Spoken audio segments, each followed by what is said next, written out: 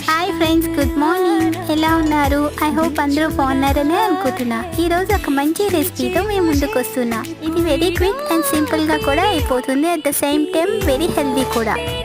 ఇది very healthy అని ఎందుకు అన్నాను అంటే ఇందులో చాలా వెజిటేబుల్స్ యాడ్ చేసుకుంటున్నాం.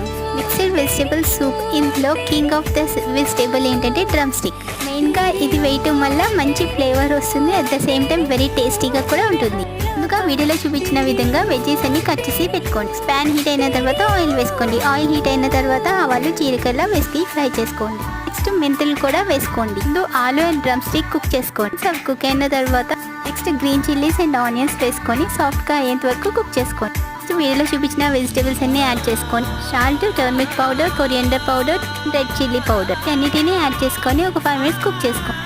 జింజర్ పేస్ట్ అండ్ టొమాటోస్ వేసుకోండి. నెక్స్ట్ చింతపండు వేసి మరిగించుకోండి. నెలగా డిష్ అవుట్ చేసి సర్వ్ చేసుకోండి.